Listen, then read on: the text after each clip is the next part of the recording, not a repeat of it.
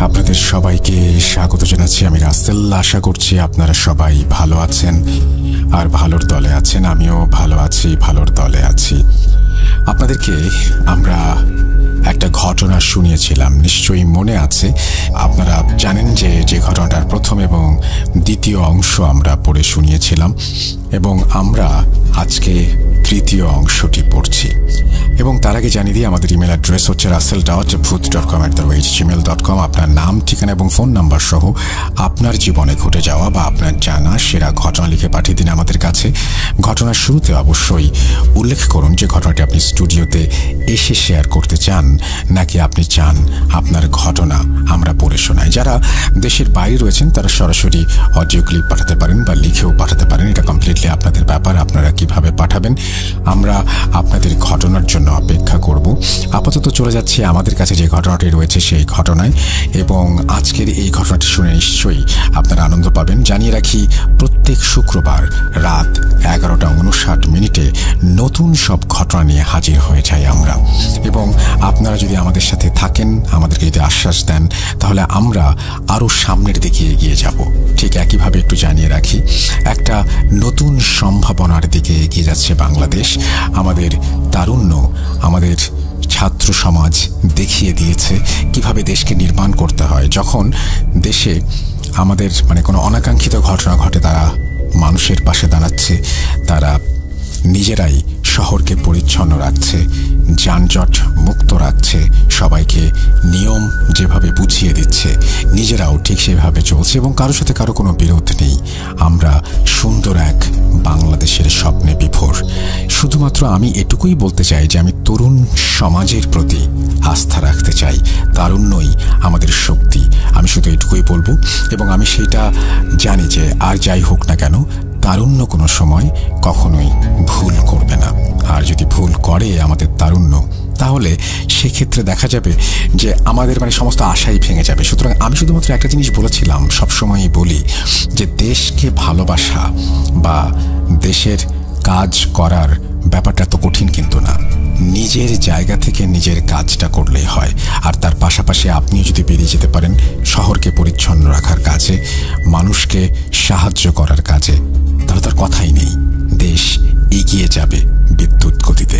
আমরা চলে যাচ্ছি আমাদের প্রথম ঘটনায়। আশা করছি ভালো লাগবে আপনাদের।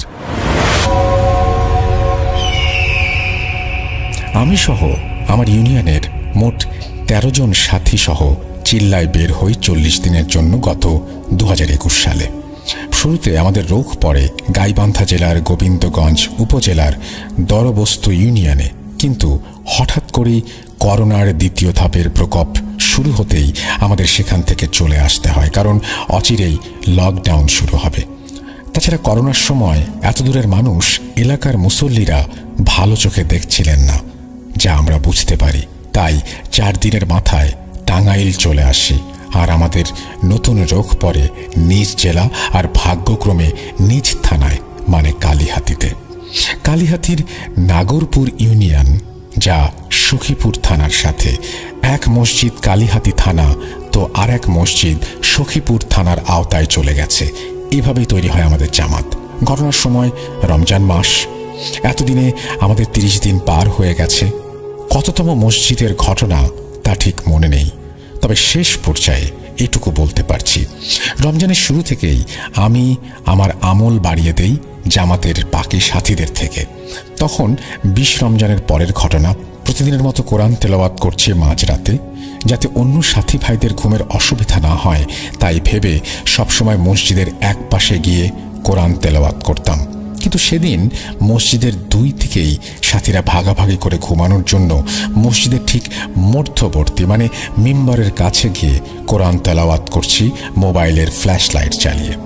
যেহেতু সবাই ঘুমিয়ে গেছে আর আমি প্রতিদিনের মতো তাহাজ্জুদ নামাজ পড়ে ঘুমাবো, তাই মোবাইলের ফ্ল্যাশ লাইট ব্যবহার করা ছাড়া কোনো উপায় নেই, কারণ এত রাতে লাইট জ্বালালে সবার ঘুমের সমস্যা হবে। যদিও মসজিদের ভেতরে ডিজিটাল ঘড়ি থাকার কারণে মসজিদের ভেতরটা ডিম লাইটের মতো আলো দিচ্ছে, আর এতক্ষণে চোখে শুয়ে এসেছে, আলোতে স্পষ্ট সবকিছু দেখতে পাচ্ছি, কিন্তু এই আলোতে কোরআনের অক্ষর দেখা সম্ভব না।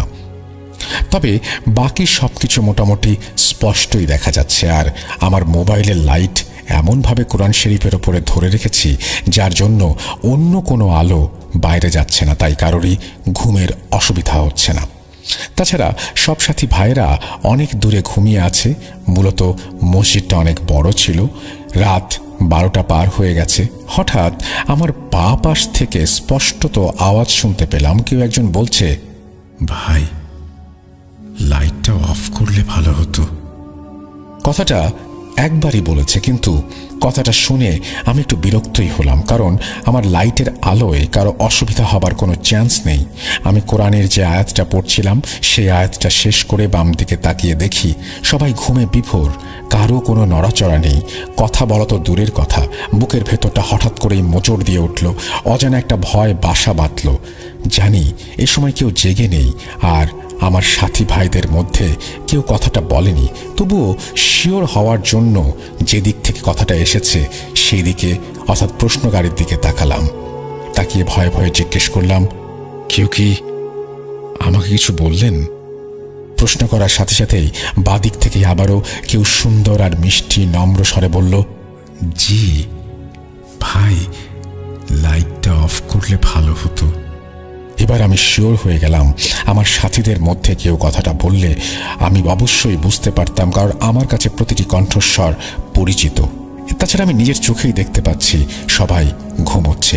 তড়িঘড়ি করে পৃষ্ঠা শেষ করলাম আর মনে মনে ভাবতে লাগলাম, যে কথা বলছে সে মানুষ হোক বা জিন হোক, সে আমার কোনো ক্ষতি করার জন্য কথাটা বলেনি।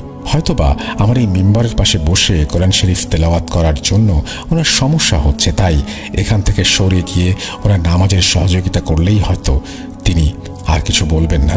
তাই মিম্বরের পাশ থেকে সরে কোরআন শরীফ রেখে নফল নামাজ আদায় করে বিছানায় ঘুমিয়ে পড়লাম। এই ছিল আমার ঘটনা। জানি তেমন ভৌতিক বা গা শিউরে ওঠার মতো নয়, তবে ঘটনাটা আসলেই অন্যরকম এবং তাবলিগ জামাত কেন্দ্রিক। তিনি বলেছেন ঘটনা যদি প্রচারিত হয় তাহলে খুশি হবেন, এই আর কি। এবং তিনি তারপরে সবাইকে ধন্যবাদ জানিয়েছেন। আপনাদেরকে অনেক ধন্যবাদ আমাদের সঙ্গে থাকার জন্য। এবং কৌশিক আহমেদ টাঙ্গাইল থেকে এই ঘটনাটি পাঠিয়েছেন, আপনাকে অসংখ্য ধন্যবাদ। আশা করছি এই ঘটনাটা আপনাদের ভালো লেগেছে। আমরা চলে যাব আমাদের পরবর্তী ঘটনায়।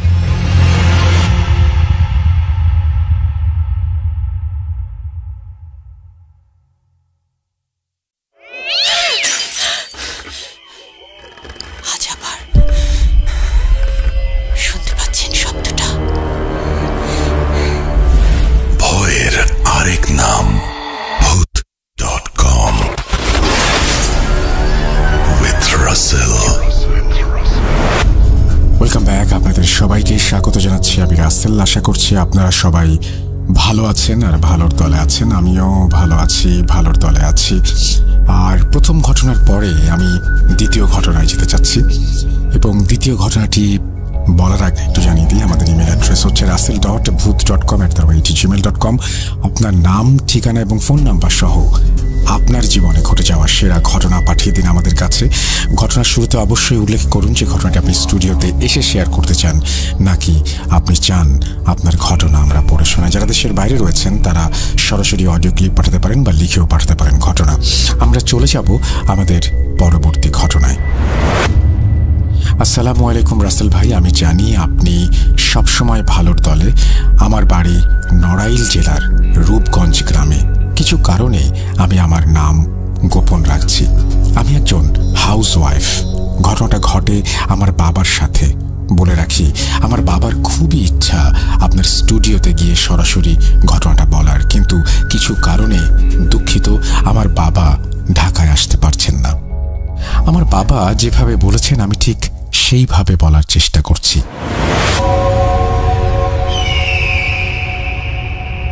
আমি বিয়ে করি 1986 সালে। তখন আমি বেকার, কিছুই করতাম না। আমার স্ত্রী তখন ক্লাস 9-এ পড়তো। বলতে পারেন আমাদের সম্পর্কের বিয়ে ছিল, আর তাই আমার পরিবার থেকে কখনো মেনে নেয়নি।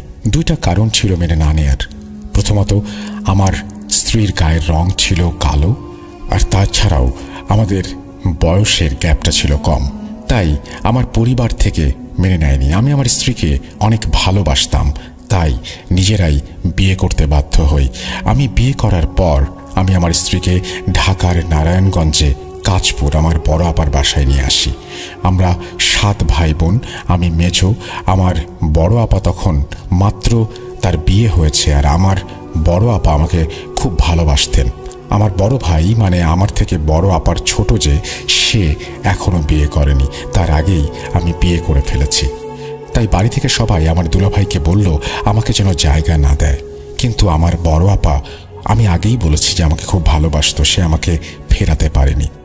আমি আমার বড় আপার বাড়িতে থাকি, আমার স্ত্রীকে নিয়ে 2-4 দিন এভাবেই কেটে গেল। পরে আমার দুলাভাই আমাকে একটা চাকরি দিল, একটা জুট মিলে, নামটা ছিল তাজ জুট মিল। এভাবেই আমি চাকরি শুরু করলাম। আস্তে আস্তে কেটে গেল 6 মাস। হঠাৎ আমার সাথে পরিচয় হলো আমার মেকানিক্যাল ডিপার্টমেন্টের এক ভাইয়ের সাথে। সেই ভাই জানতো কুফরি কালাম, যাকে বলা যায় কালো জাদু। তখন ওই ভাই আমাকে বলল, শরীফ, তুমি তো জানো আমার পরিবার থেকেও আমাকে মেনে নিতে চাইতো না। তখন আমি একজনের কাছ থেকে এই কুফরি কালাম শিখেছিলাম এবং পরিবারের ওপর জাদু করে আমি আমার বাড়িতে উঠেছি। ওটা শুনে আমার ভেতর কৌতূহল জাগলো, আর আমিও ওনাকে অনুরোধ করেছিলাম, ভাই আপনি আমাকে শিখিয়ে দিন। পরে উনি একটা সময় রাজি হলেন আর বললেন, ঠিক আছে, আমাদের যখন ডিউটি হবে তখন তোমাকে শিখিয়ে দেব। আর অন্যদিকে আমার আম্মা করলেন আমার উপরে কালো জাদু, যেন আমি বাড়ি ফিরে যাই আর আমি যেন তাদের সাথে যোগাযোগ করি। হঠাৎ একদিন আপা বলল, আম্মা ফোন দিয়েছিল তোর দুলাভাইয়ের কাছে। বাসায় ফোন ছিল না, দুলাভাই একটা প্রাইভেট কোম্পানিতে চাকরি করতেন, ওনার সাথে ফোনে যোগাযোগ করা সম্ভব ছিল, আম্মা তাই করেছেন। তো আপা আমাকে আর আমার স্ত্রীকে নিয়ে বাড়িতে গেলে সবাই খুশি হয় আমাদেরকে দেখে, কিন্তু জানতাম না আমার জীবনে কি ঘটতে চলেছে। আমি মোটামুটি কিছুটা শিখেছিলাম কালো জাদু, আর মাঝে মধ্যে নিজেও কিছু করার চেষ্টা করতাম। এভাবেই কেটে যাচ্ছিল আমাদের দিনগুলো। হঠাৎ আমার একটা কন্যা সন্তান জন্ম নেয়। আমার ঘর আলো করে জন্ম নিল সে। তার চেহারা এত সুন্দর ছিল, মাশাআল্লাহ, মনে হতো জান্নাত থেকে একটি বাচ্চা নেমে এসেছে আমার কোলে। তার বয়স ছিল 7 দিন। আর এরই মাঝে আমার আম্মা আমাকে মাঝে মধ্যে তেল পড়া মাথায় ডলে দিতেন, মাঝে মধ্যে পানি পড়া, লবণ পড়া দিয়ে খাইয়ে দিতেন, ছলে বলে কৌশলে নানাভাবে, যাতে আমি আমার স্ত্রী সন্তানকে তার বাবার বাড়িতে রেখে আসি, যাতে আমাদের সম্পর্ক আর না থাকে। আমি যেন পছন্দ করে, অর্থাৎ আমার পরিবারের পছন্দে অন্য কাউকে বিয়ে করি। কিন্তু কোনো কাজেই ওনার সফলতা আসছিল না। আম্মার কাজগুলো আমি ধরে ফেলতাম, কারণ আমি তখন কালো জাদু শিখে গিয়েছি। আর তখনই ঘটল এক অভিশপ্তময় ঘটনা। আমার বাবা একজন হোমিও ডাক্তার ছিলেন। আমার বাবা অনেক মানুষকে চিকিৎসা করে ভালো করেছেন, তাই মাঝে মধ্যে আমার দোকানে বসতে হতো, আর আমি বসতাম, কিন্তু আমার বাবার ঔষধের দ্বারাই কাউকে ভালো করতাম না। আমি আমার কালো জাদু দিয়ে মানুষের রোগবালাই দূর করতে শুরু করলাম। আর এরই মধ্যে কিছু ব্যক্তি জেনে ফেলল আমি কালো জাদু জানি। আমার আম্মা খুব বিরক্ত হয়ে যাচ্ছিল যে তার কোনো কাজই সফলতা পাচ্ছে না কেন। আম্মা জানতে পারলো যে ওনার করা কালো জাদু আমার করা কালো জাদুর কাছে হেরে যাচ্ছে, তাই উনি আরও চেষ্টা করলো শক্তিশালী কোনো কিছু করার। আর এদিকে হঠাৎ করে আসলো আমার কাছে একজন ব্যক্তি, এসে বলল, ভাই শুনেছি তুমি নাকি কালো জাদু পারো। আমার মেয়ে চলে গেছে পাশের গ্রামের একটা ছেলের সাথে। আমি চাই আমার মেয়ে যেন সেই ছেলেকে ভুলে আমার কাছে চলে আসে। তুমি একটু উপকার করো ভাই, তোমারও তো মেয়ে আছে। আগামীতে তোমার মেয়েও যদি এমন কিছু করে বসে তখন তুমি কি করবা? একটু চিন্তা করে দেখো, উপকার করো ভাই।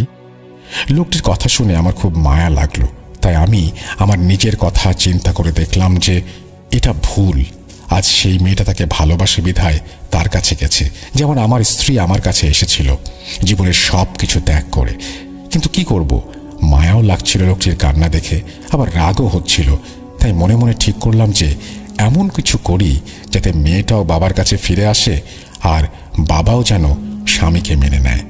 তাই লোকটাকে বললাম, ঠিক আছে ভাইজান, আপনি 1 সপ্তাহ পরে আসবেন। তাই বলে লোকটাকে বিদায় করে দিলাম। পরে গোপনে গোপনে আমি আমার কাজ সম্পূর্ণ করলাম। আর এদিকে আমার মা আমার স্ত্রী ও কন্যাকে তার বাবার বাড়ি পাঠানোর জন্য উঠে পড়ে লেগে গেল। আর এমন জাদু করতে লাগলো যে আমার ফুলের মতো নিষ্পাপ শিশুটি দিন দিন কেমন যেন হয়ে উঠছিল। মাত্র 1.5 মাস বয়স আমার মেয়েটার হঠাৎ করে এত কান্নাকাটি করত আর অতিরিক্ত খাবার খেত। ওর সব সময় ক্ষুধা লাগতো, তাই আমার স্ত্রী চালের গুঁড়া করে খাওয়াতো। হঠাৎ একদিন আমার মেয়েটা ঘুমিয়েছিল, ঘুমের মধ্যে তার বুকের ওপর দিয়ে মাঝে মধ্যে বিড়াল আকৃতির ছায়া যাতায়াত করত। একদিন এমনই দুপুরবেলা ঘুমাচ্ছিল, আমার স্ত্রী বাইরে কাজ করছিল। তখন আমার স্ত্রী শুনতে পায় মেয়ের ঘর থেকে বিড়ালের ডাক আসছে। তাই আমার স্ত্রী দৌড়ে গিয়ে বিড়াল তাড়ানোর উদ্দেশ্যে একটা লাঠি হাতে নিয়ে তার রুমের দিকে এগোতে লাগলো। গিয়ে যা দেখে তা দেখার জন্য সে মোটেও প্রস্তুত ছিল না। সে দেখে আমার মেয়ের বুকের ওপর একটা বিড়াল বসে আছে এবং তার দিকে ভয়ঙ্কর দৃষ্টিতে তাকিয়ে আছে। আর আমার মেয়ে খুব জোরে জোরে হাসছে। দৌড়ে গিয়ে আমি বিড়ালটাকে একটা বাড়ি দিয়ে ফেলে দিই, আর বিড়ালটা ওই জায়গাতেই মারা যায়। আমার স্ত্রী তখন এই কথাগুলো দৌড়ে এসে আমার শাশুড়ি মানে আমার স্ত্রীর মাকে বলল। তখন হঠাৎ করে আমার মেয়ে খুব জোরে জোরে কান্নাকাটি করে উঠল, আর ওই যে কান্নাকাটি শুরু করলো সে কান্না আর বন্ধ হলো না।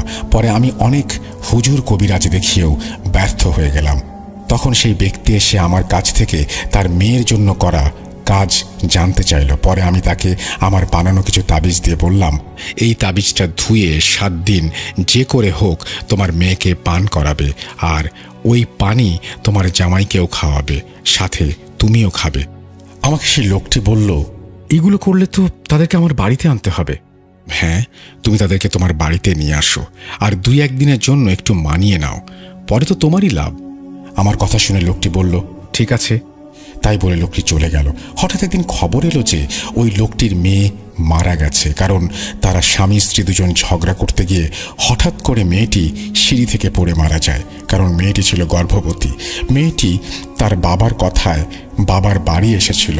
তারপর তার বাবা জানতে পারে যে তার মেয়ে প্রেগন্যান্ট, আর তারপরেও মেয়েটিকে বাবা ওই ছেলের কাছে দিতে রাজি নন। এগুলো জানতে পারায় মেয়েটা তার বাবার সাথে অনেক ঝগড়া করে, আর এগুলোতেই তাদের স্বামী স্ত্রীর ভেতর অনেক খুনসুটির সৃষ্টি হয়। আর এদিকে আমার মেয়েটাও হঠাৎ রাতের বেলায় মারা গেল, ছেড়ে চলে গেল। আমাদের ভালোবাসার স্মৃতিটা ধরে রাখতে পারলাম না, তাকে ধরে রাখতে পারলাম না। আমার ঘরটা কেমন যেন আঁধারে ভরে গেল। তার দাফন শেষ করে বাড়িতে ফিরে আসছিলাম, হঠাৎ এসে দেখি আমার স্ত্রী আমার উপরে ক্ষিপ্ত হয়ে আছে।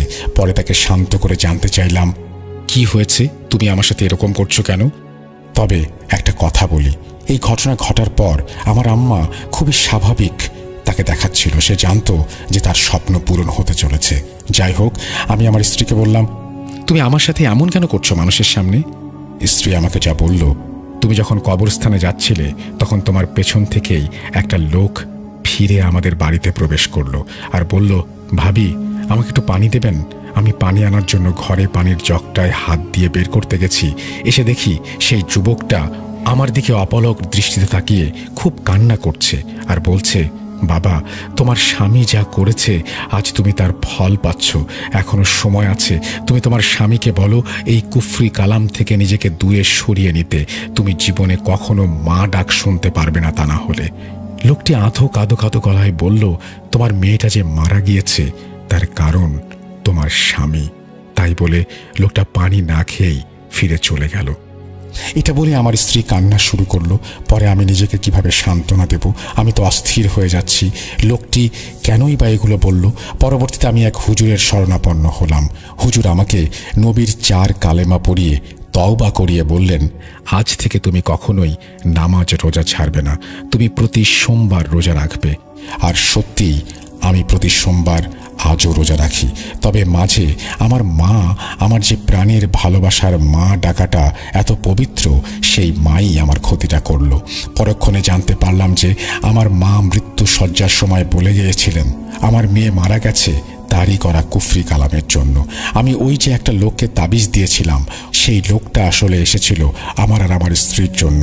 কিন্তু আমি বুঝতে না পারায় এই ভুলটা করে বসি। আমার আম্মা ভুলে একদিন ওই তাবিজগুলো আমার ড্রয়ারে রেখে দিয়েছিল। ওটাও ছিল কালো জাদু করা কিছু তাবিজ, যেগুলো আমার মা আমার ড্রয়ারে রেখেছিলেন আমার জন্য। কিন্তু আমি আমার যে তাবিজগুলো বানিয়েছিলাম সেগুলো কোথায় রেখেছিলাম জানি না, নাকি আমার মা সেগুলো আগেও সরিয়ে রেখেছিল হতে পারে সেটাও একটা সম্ভাবনা। ওই তাবিজগুলো ওদের দেওয়ার কারণে আমার মা যে কালো জাদু করা সাধুর কাছ থেকে জিন চালান দিয়েছিলেন আমার জন্য, আমি সেগুলোকে দিয়ে উল্টো কাজ করিয়ে ফেলেছিলাম। ওই দিন আমার স্ত্রী যে বিড়ালটাকে মেরেছিল সেই বিড়ালটাও ছিল সেই জিন, সেই সাধুই পাঠিয়েছিল আমার তাবিজগুলোকে নষ্ট করার জন্য। আর তখনই আমার স্ত্রী ওই বিড়ালটাকে আমার সন্তানের কাছে দেখে তাকে বাড়ি দিল, কিন্তু বিড়ালটা যে মারা যাবে আমার স্ত্রীও বুঝতে পারে নাই। আর সেই কারণেই আজ আমার আম্মা যখন এই কথাগুলো আমাকে বলছিল তখন আমি সব কিছুই পরিষ্কারভাবে বুঝতে পারলাম, উল্টো জাদু করা হয়েছে। আমি সন্তান হারা হলাম, আর ওই ব্যক্তি হলো তার সন্তান হারা। আর তারপর থেকে আজ আমার দুটো কন্যা সন্তান হয়েছে, কিন্তু অবাক করা বিষয় হলো যে আমার সেই প্রথম কন্যা সন্তানের মতো আমার দ্বিতীয় কন্যা সন্তানটা ছিল দেখতে একই রকম। আমার দ্বিতীয় কন্যা সন্তান আজও সেদিন তাকে আমি বলতে পারি না যে আমার ছোট্ট একটা ভুলের কারণে দুইটা মায়ের কোল শূন্য হয়ে গেছে। হ্যাঁ, একটু কথাগুলো যেন কেমন একটু অগোছালোভাবেই লেখা, কিন্তু ঘটনার বিষয়বস্তু আমি বুঝতে পেরেছি। আমি যেটুকু বুঝলাম যে আপনি নিজেও কুফরি কালাম শিখেছিলেন এবং সেই কুফরি কালাম শেখার কারণে আপনার কাছে মাঝে মধ্যে মানুষজন বিভিন্ন রকমের সাহায্য নিতে আসতো। আমি এখন এইমাত্র পড়ে বুঝতে পারলাম যে সেই বিড়ালটা বাচ্চার উপরে দেখেছিল আপনার ওয়াইফ।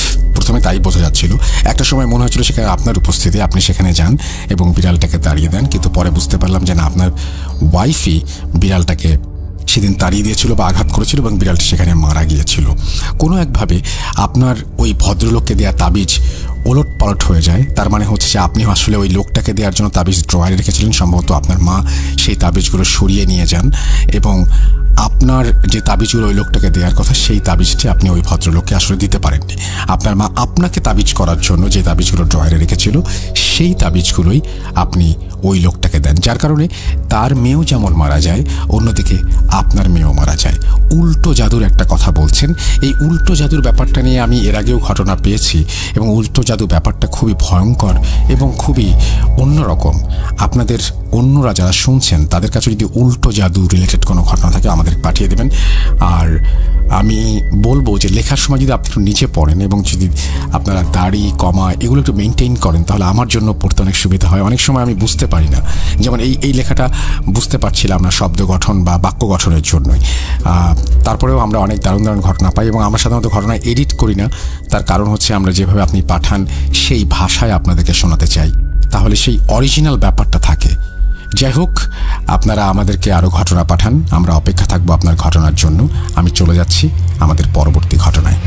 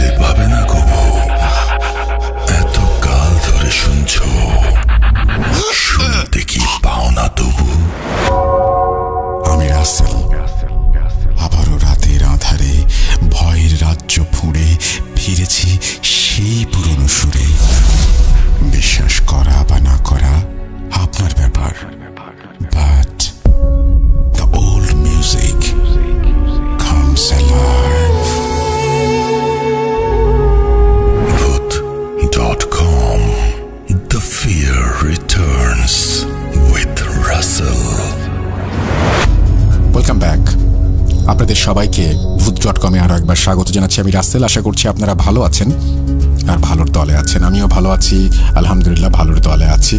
এবং আমরা চলে যাচ্ছি পরবর্তী ঘটনায়। যেভাবে আপনি ঘটনাটি লিখেছেন চেষ্টা করছি সেভাবেই পড়ে শোনাতে।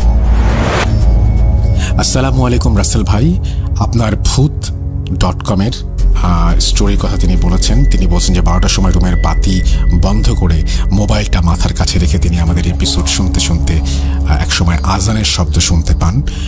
তার মানে সারা রাত ধরে শোনেন এরকম বলছেন। এবং তিনি বলছেন যে আমার হাজব্যান্ড সাথে শুনে কিন্তু প্রথমে পছন্দ করতো না, তাই আমি ওকে একদিন না খাইয়ে রেখেছিলাম সারাদিন। হায় হায়, তারপর থেকে বলতে পারেন শুধু মনোযোগ দিয়ে আপনার ভৌতিক ঘটনাগুলো শোনে।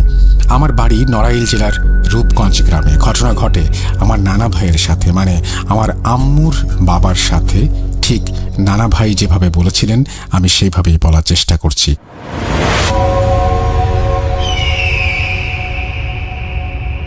আগে অনেক রাতে বাজার থেকে বাড়িতে আসতে হতো, কারণ 1988 সাল, তখন রাত 8টা-9টা, মানে এখনকার মতো অর্ধেক রাত। আর তখন আমাদের গ্রামে বৃহস্পতিবার হাট হতো আর রবিবার সপ্তাহে 2 দিন হাট হতো। আমাদের অনেক বাঁশঝাড় ছিল গ্রামে, তাই অনেক ফসলাদি হতো। আমি প্রায় আমাদের ক্ষেত থেকে হোগলা কেটে ও বাঁশ কেটে বৃহস্পতিবার হাটে বিক্রি করতে যেতাম। ঠিক তেমনি একদিন ফলের সময় অনেক কাঁঠাল গাছ, আম গাছ, তাল গাছ হওয়ায় সেই বছর অনেক ফল হয়েছে। একবার আমার বড় ছেলে সেনাবাহিনীর চাকরি করত, সে কুমিল্লা ময়নামতি ক্যান্টনমেন্টে ছিল। তার একটি কন্যা সন্তান জন্ম হয়েছে, তাই শুনে খুব খুশি হলাম যে আমার নাতনি হয়েছে। ময়নামতি ক্যান্টনমেন্টে হওয়ার কারণে তার নাম রাখা হলো ময়না। তাই তাকে দেখতে যাব বলে ভাবলাম। ছেলেকে জানাবো না ভাবলাম, জানালে হয়তো ছেলে বলবে বাবা এটা ওটা এনো। আর এমনিতে আমি খুব কাজকে ভয় পেতাম। পৃথিবীতে আমার মতে আমি শুধু কাজকে ভয় পেতাম, অন্য কিছু নয়। ঠিক একদিন ফলের সময় কাঁঠাল আর কিছু বাঁশ নিয়ে হাটে গেলাম। বৃহস্পতিবার ছিল, হাটে কাঁঠালগুলো বিক্রি হয়ে গেল, বাঁশগুলো কিছুটা রয়ে গেল। তাই ভাবলাম যেগুলো বিক্রি হলো না এগুলো হাটেই থাক, রবিবারে হাটে বিক্রি করে দেব। তাই বলে বাঁশগুলো ইউনিয়ন অফিসের মধ্যে রেখে একটু টেনে রেখে আসলাম। আর তখন রাত প্রায় 8:30। হাটের সব মানুষ তখন যে যার মতো চলে গিয়েছে। আমার দেরি হলো, কারণ হাটের পাশেই একটি গ্রাম এবং সেই গ্রামে আমার মেজো মেয়ের বাড়ি। মেজো মেয়ের ছেলে মেয়েদের জন্য কিছু মিষ্টি আর একটা বোয়াল মাছ কিনে নিলাম। হাঁটতে শুরু করলাম। মেয়ের বাড়ি বাজার থেকে 200 গজ দূরে। মেয়ের বাড়ি আসলাম, মেয়েকে বললাম বাবা তোর ছেলে মেয়েদের জন্য আমি মাছ আর মিষ্টি নিয়ে এসেছি, এগুলো রাখ। মেয়ে বলল না বাবা, তুমি মিষ্টি দিয়ে যাও, তোমার নাতিরা খাবে, কিন্তু তুমি ওই বোয়াল মাছ রেখো না, কারণ বোয়াল মাছ আমি খাই না, তোমার নাতিরাও খায় না, তো রেখে কি করব। তাই শুনে মেয়ের কাছ থেকে মাছটা নিয়ে হাঁটা শুরু করলাম। তখন তো গাড়ি ঘোড়ার কোনো হদিশ ছিল না, রাত বাজে 9টা, এখনকার মতো তো আর না। তাই ভাবলাম তাড়াতাড়ি যাওয়া যাক, যেই ভাবা সেই কাজ। রাস্তা দিয়ে গেলে অনেক দেরি হবে, তাই ভাবলাম বিল আড়াআড়িভাবে হাঁটা শুরু করি। বিলের মধ্য দিয়ে গেলে অনেক সহজে বাড়ি পৌঁছানো যায়। জ্যোৎস্না রাত, ভাবলাম ভালোই হবে।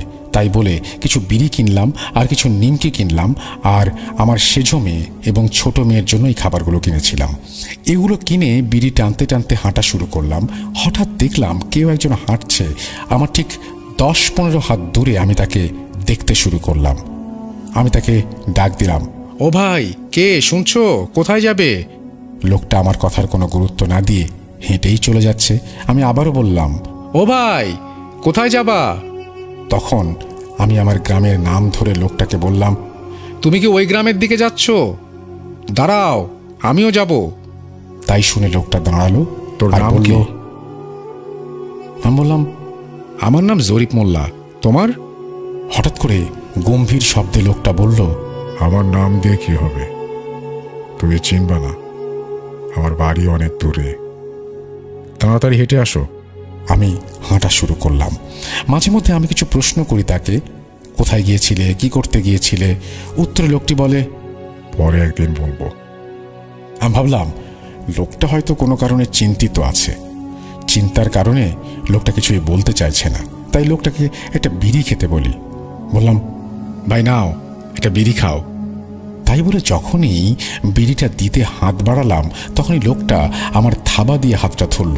আর তখনই আমি অনুভব করলাম আমার হাতটা যে ধরেছে সে আসলে মানুষ না, কারণ আমার এই সব বিষয়ে অভিজ্ঞতা ছিল বেশি। সে আমার হাতটা থাবা দিয়ে ধরেই আমাকে একটা চর মারল, এবং চরটা এমন ছিল যেন বরফের একটা ধারালো টুকরা আমার মুখে এসে পড়ল। আর আমি তখনই বুঝতে শুরু করলাম, তুই অনেক কথা বলিস। তোকে বললাম চুপচাপ হাঁটতে, আর তুই পেঁচালি পারছিস আমার সাথে। শোন, তোর ব্যাগের ভেতর ওই বোয়াল মাছটা আছে, ওটা আমাকে দে, নাহলে তোর কপালে খুব খারাপই আছে। তাই বলে ও আমার গলা টিপে ধরল, আর মনে হলো সে আমাকে 2-3 হাত ওপরে হাওয়ায় ভাসিয়ে রেখেছে। ভালো করে তাকাতে পারছিলাম না, তাই ওকে বলি, ঠিক আছে আমি দিচ্ছি, তবে একটা শর্ত আছে। আমি তো সব শর্তে রাজি। তাই বলে সে আমার গলাটা ছেড়ে দেয় এবং ছাড়া মাত্রই আমি মাটিতে ঠাস করে পড়লাম। আর তখনই মাথা উঁচু করে তাকিয়ে দেখলাম সে আনুমানিক 10 থেকে 11 ফুট লম্বা।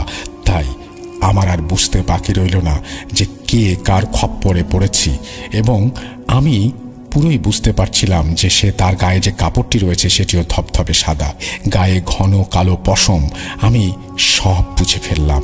আমি অনেক সাহসী ছিলাম, তাই এখনো দাঁড়িয়ে আছি তার সামনে। তাকে বললাম, ঠিক আছে শোনো, আমি জানি তুমি কে, আমার মাছটা নিতে আসছো, ঠিক আছে আমি দেব, তবে আমার সাথে তোমার কুস্তি লাগতে হবে। তুমি জিততে যদি পারো তবে মাছটা তোমার। বোয়াল মাছটা আনুমানিক 2 থেকে 2.5 কেজি ওজন।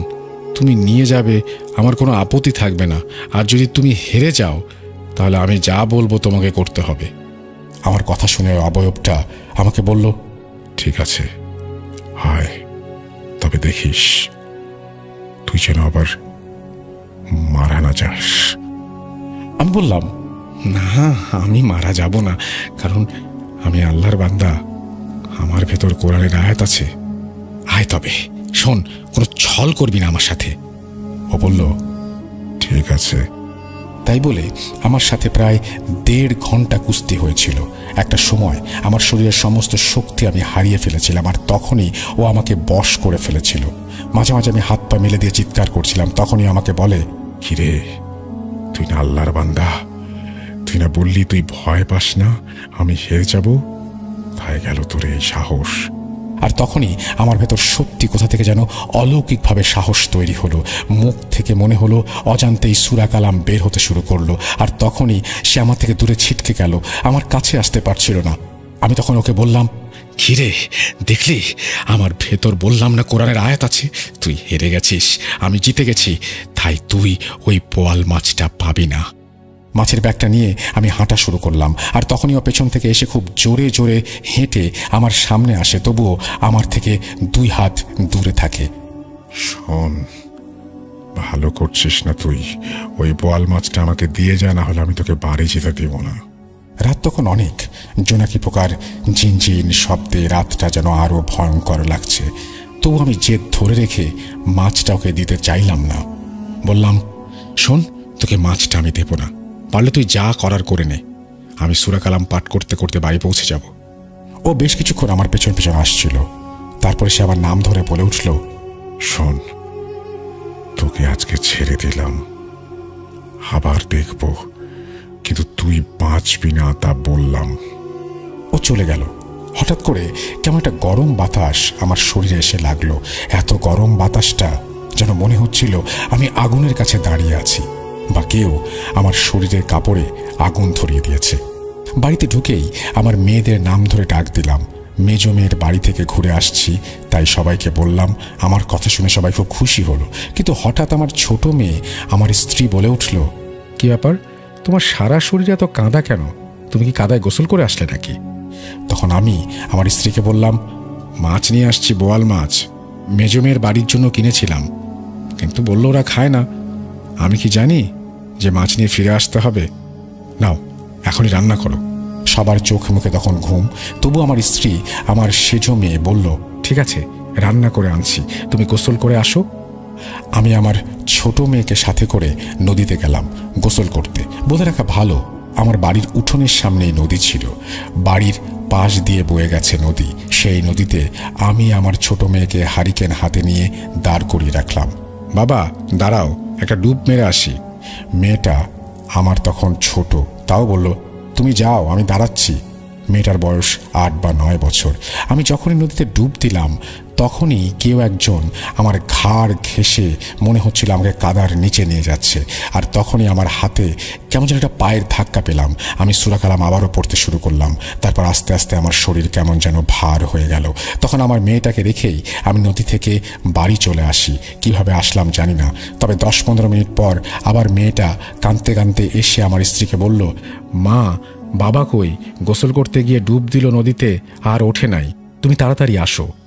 মাছটা মাত্র কেটেছে আমার স্ত্রী, তখন আমার স্ত্রী রান্না ফেলেই দৌড় দিয়ে বের হয়ে গেল। আমার কানে কান্নার শব্দ ভেসে আসলো, আর তখনই আমি উঠলাম। উঠে গিয়ে দেখি আমি বিছানায় শুয়ে আছি। তখন রুম থেকে বের হয়ে দেখি আমার স্ত্রী, মেয়েরা উঠোনে নামছে। তখন পেছন দিক থেকে আমি ওদের বললাম, কি ব্যাপার, কোথায় যাচ্ছ, এখনো রান্না করো নাই? আমার স্ত্রী কথা শুনে বলল, তুমি ঘরে কখন আসলে? ছোট মেয়ে বলছিল তুমি নাকি নদীতে ডুব দিয়ে আর উঠো নাই, তাহলে ঘরে কিভাবে আসছো? তাই বলে আমার স্ত্রী আর আমার মেয়েকে নিয়ে তারা ঘরে ফিরে আসলো। বারবার বলছিল, বাবা তুমি ঘরে আসলে কিভাবে, তুমি তো ঘাট থেকে ওঠো নাই, ঘাটের সামনে তো আমি দাঁড়িয়েছিলাম। আমি মেয়েকে ধমক দিয়ে বললাম, তোকে তো আমি ডাকলাম, তুই ঘুমের ঘোরে বুঝতে পারিসনি, ওখানে থেকে গেছিস। মাছটা রান্না করেছো? আমার স্ত্রীকে বললাম। না, তোমরা যা শুরু করেছো তাতে রান্নার কোথায় করতে পারলাম। যখন এটা বলে আমার স্ত্রী ঘুরে আবার রান্নাঘরের দিকে যাচ্ছিল, তখনই আমি ওর হাতটা ধরে গায়ের শক্তিতে ওকে একটা চর মারলাম। আমার জীবনে এত শক্তি দিয়ে আমি কোনোদিন মারিনি, বা আমি কোনোদিন আমার স্ত্রীর গায়ে হাত তুলিনি। স্ত্রী সন্তানদের কারো প্রতি আমি কোনোদিন রাগ করিনি। স্ত্রী কাঁদতে কাঁদতে মাছটা নিয়ে ফেলে দিয়ে আসলো, বলল, এই মাছের জন্য আজকে তুমি আমাকে মারলে, ওই মাছ আমি তোমাকে খেতে দেব না। তাই বলে যখনই ফেলে দিয়ে আসলো, তখনই আমি আমার স্ত্রী সন্তানদের বিরাট খারাপভাবে গালাগালি করতে লাগলাম, মারতে লাগলাম। আমার সেজো মেয়ে দৌড়ে ঘর থেকে বের হয়ে পাশে আমার ছোট ভাইয়ের বাড়ি, ছোট ভাইকে ডেকে নিয়ে আসলো। ছোট ভাই আমার হাত থেকে লাঠিটা নিল, আমার হাতে একটা তালের লাঠি ছিল। তখনই আমি ওকে খুব বাজেভাবে গালাগালি করতে লাগলাম। তারপর আমার আর কিছু মনে নেই। সকালে উঠে দেখলাম আমার পাশে অনেক লোকজন জড়সড় হয়ে বসে আছে।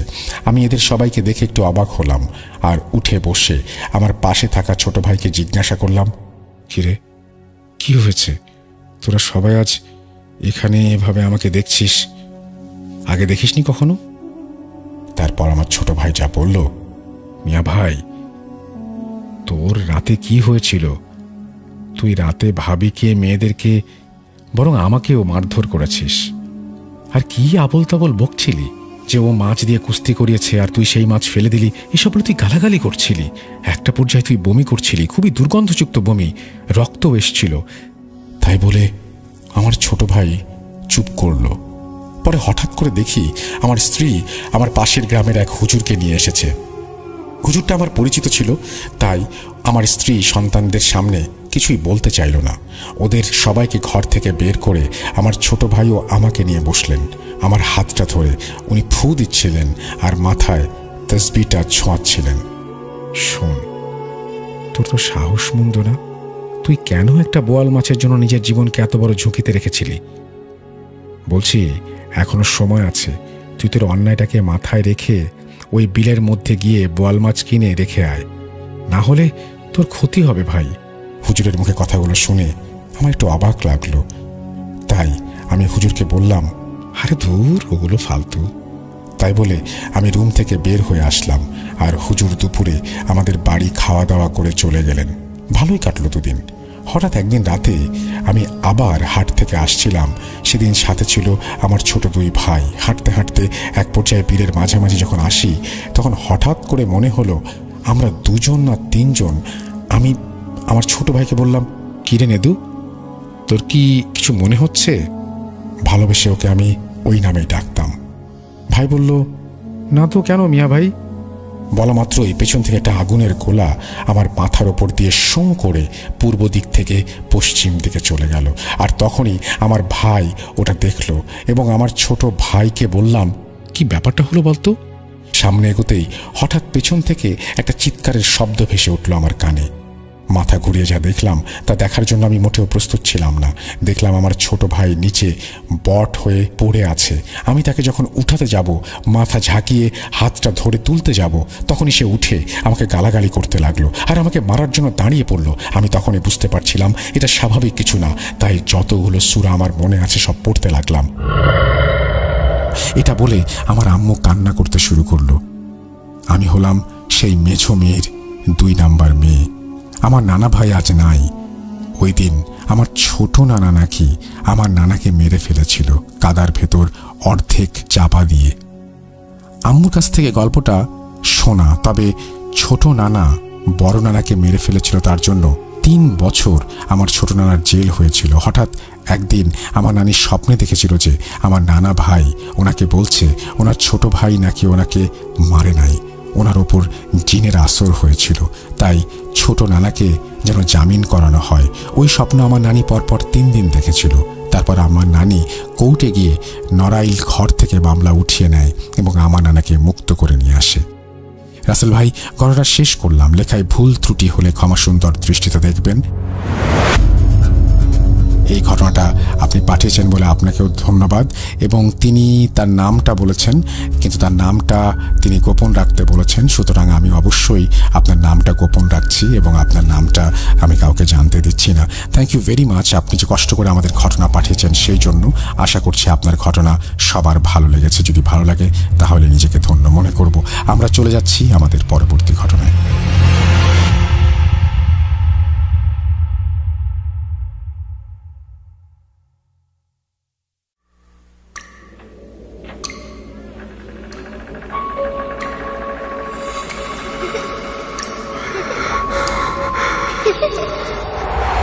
লুকোচুরি খেলবে? লুকোচুরি তুমি লুকাও, আমি ঠিকই তোমাকে খুঁজে পাবো।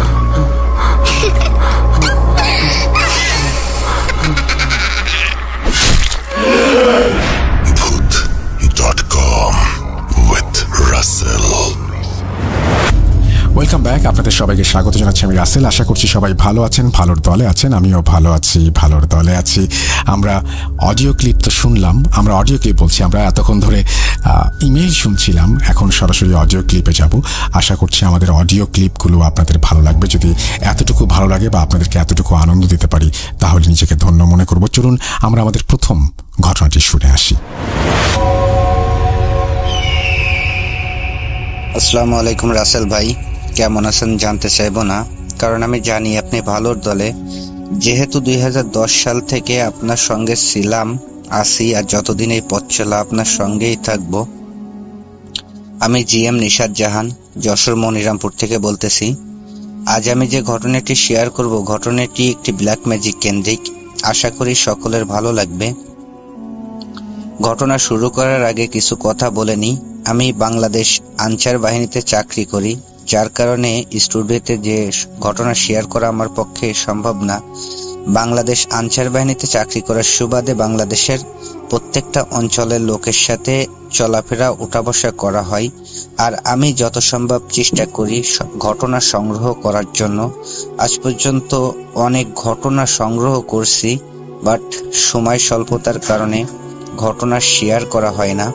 এখন থেকে চেষ্টা করব প্রত্যেকটা এপিসোডে একটি করে ঘটনা দেওয়ার, যদি আপনি চান তো। আজ আমি যে ঘটনাটি শেয়ার করব, ঘটনাটি ঘটে আমারই একটা ফ্রেন্ডের সাথে। ঘটনার ভিতরে যে সকল নাম ব্যবহার করব, সকল নামই ছদ্মনাম হিসাবে ব্যবহার করব। ছদ্মনাম কেন ব্যবহার করব সেটা ঘটনার ভিতরেই আপনারা জানতে পারবেন। যেহেতু ঘটনাটা অনেক বড়, তো আর বেশি কথা বলবো না, আমি আমার ঘটনায় চলে যাই। আমার ফ্রেন্ড আমার সাথে ঘটনাটি যেভাবে শেয়ার করছে আমি তার মতো করেই বলার চেষ্টা করতেছি, বাট ভুল ত্রুটি ক্ষমা সুন্দর দৃষ্টিতে দেখবেন। যেহেতু আমি অতটাও ভালো গুছিয়ে কথা বলতে পারি না। ফ্রেন্ডের নাম বিপ্লব, ছদ্মনাম বিপ্লব। আমার সাথে যেভাবে ঘটনা শেয়ার করছে আমি বিপ্লবের মতো করেই বলতেছি। আমি বিপ্লব। আমি যখন 10ম শ্রেণীতে পড়ি, 8ম শ্রেণীর একটা মেয়েকে খুব বেশি ভালো লাগে। ভালো লাগা থেকে এক পর্যায়ে তাকে আমি ভালোবেসে ফেলি। তো ভালোবাসার একটা পর্যায়ে মেয়েটাকে আমি প্রপোজ করি, কিন্তু মেয়েটা আমার প্রপোজ অ্যাকসেপ্ট করে না, আমার প্রপোজাল প্রত্যাখ্যান করে। তো আমি আমার মনকে এটা ভেবে সান্ত্বনা দিই যে একটা মেয়েকে ফার্স্ট টাইম প্রপোজ করলাম, সে তো আর এক চান্সে হ্যাঁ করবে না, তার পিছু ঘুরতে হবে।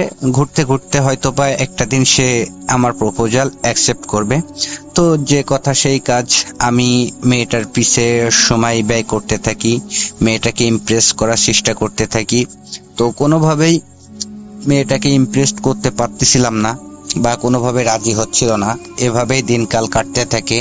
একটা পর্যায়ে আমি এসএসসি পরীক্ষা দিই, পরীক্ষায় ভালোভাবে উত্তীর্ণ হই, কলেজে ভর্তি হই। কলেজে ভর্তি হওয়ার পরে মেয়েটার সাথে যোগাযোগ একটু কম হয়ে যায়, বাট ভালোবাসাটা বাড়তে থাকে। এখানে বলে রাখি, মেয়েটার বাড়ি আমাদের বাড়ির থেকে মাত্র 5 মিনিটের পথ। আমি যে স্কুলে পড়াশোনা করতাম ওই স্কুলে যাওয়ার পথে আর কি মেয়েটার বাড়ি পড়ে। তো যেহেতু আমি ওই স্কুল মাঠেই খেলাধুলা করতাম, আর সেহেতু এই খেলাধুলা করতে যাওয়ার সময় আসার সময় মেয়েটাকে দেখার চেষ্টা করতাম, কথা বলার চেষ্টা করতাম। কখনো হতো, কখনো হতো না। তো এভাবেই দিনকাল কাটতে থাকে। এখানে মেয়েটার নাম আমি সুমি হিসাবেই ধরি, ছদ্মনাম। বলে রাখি, আমার স্বাস্থ্য ভাই মিনারুল, ছদ্মনাম। সুমি মিনারুল একই ক্লাসে পড়তো। আর মিনারুল আর সুমির ভিতরে খুব ভালো একটা বন্ধুত্বপূর্ণ সম্পর্ক ছিল। মিনারুল আর আমি যেহেতু সমবয়সী, 2-1 বছরের ছোট বড়, তো বন্ধুর মতোই চলাফেরা করতাম, খেলাধুলা চলাফেরা সবই একসাথেই করতাম। তো আমি মিনারুলের সাথে আমার কথাগুলো শেয়ার করি যে তোদের ক্লাসের আর সুমিকে খুব ভালো লাগে, তাকে আমি ভালোবেসে ফেলছি, তা তুই একটু সুমিকে বলে দেখ সুমি কি বলে। তো মিনারুল বলে যে আচ্ছা ঠিক আছে, আমি সুমির সাথে কথা বলবো, কথা বলে দেখি সুমি কি বলে। মিনারুল সুমিকে বলে আমার সম্পর্কে, বাট মিনারুলের সাথেও একই কথা বলে যে প্রেম ভালোবাসা আমার জন্য না, বা আমি এই মুহূর্তে প্রেম ভালোবাসা করতে চাই না। তো আমি তারপরেও হাল ছাড়ি না, সুমির পিছে সময় ব্যয় করতে থাকি, তাকে ইমপ্রেস করার চেষ্টা করি, তার পিছে ঘুরতে থাকি। তো কোনোভাবেই তাকে আমি রাজি করতে পারতেছিলাম না। এভাবেই কেটে যায় আরো 2টা বছর। আমি এইচএসসি পরীক্ষা দিই। এইচএসসি পরীক্ষার পরে যে 3টা মাস থাকে অবসর সময়, ওই 3টা মাসে আমি একটা সিদ্ধান্ত গ্রহণ করি যে একটা মেয়ের পিছে আমি 3টা বছর ঘুরলাম, বাট তাকে রাজি করাতে পারলাম না। তো যে কোনো ভাবেই তাকে আমার করে আমি শুনবো। মনের ভিতরে একটা জিদ চলে আসে, আর জিদের কারণে আমি সিদ্ধান্ত নিই যে আমি সুমির উপরে ব্ল্যাক ম্যাজিক করব। তো যে ভাবা সেই কাজ, আমি কবিরাজ খুঁজতে থাকি, 2-3 জায়গা থেকে ব্ল্যাক ম্যাজিক করি, কিন্তু কোনো ফল পাই না। তো যেহেতু 2-3 জায়গা থেকে ব্ল্যাক ম্যাজিক করছি, কোনো ফল পাই নাই, তো আরো কবিরাজ খুঁজতে থাকি। একটা পর্যায়ে আমি একটা কবিরাজের সন্ধান পাই আমাদের বাড়ির থেকে আনুমানিক 30-35 কিলো দূরে।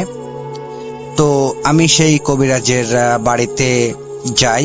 যাওয়ার পরে আমি দেখি যে কবিরাজ দুপুরবেলায় খাওয়া দাওয়া করতেছে। তো আমাকে দেখে কবিরাজ জিজ্ঞাসা করে, বাবা তুমি কে, কোথা থেকে আসছো, কেন আসছো? তো আমি কবিরাজকে বলি আপনি খাওয়া দাওয়া শেষ করেন, খাওয়া দাওয়া শেষ করার পরে আমি আপনার সাথে কথা বলবো। কবিরাজ আমাকে বলে যে আচ্ছা ঠিক আছে, তুমি বারান্দায় বসো, আমি খাওয়া দাওয়া শেষ করে আসি। তো আমি বারান্দায় বসি। বসার পরে কবিরাজ আসে। আসার পরে আমার কাছে জিজ্ঞাসা করে যে আমি কেন আসছি।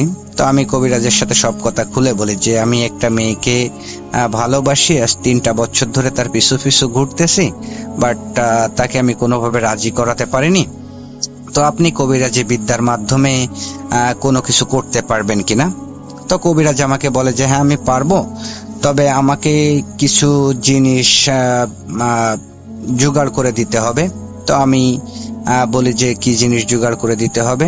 তো কবিরাজ বলে যে জিনিসগুলো জোগাড় করে দেওয়ার পরে আমি যে প্রসেসিং গুলো তোমাকে বলবো, সেই প্রসেসিং গুলো যদি তুমি 100% পূরণ করতে পারো তাহলেই আমার কবিরাজি বিদ্যা সফল হবে, আর যদি না করতে পারো তাহলে কোনো ফল পাবা না।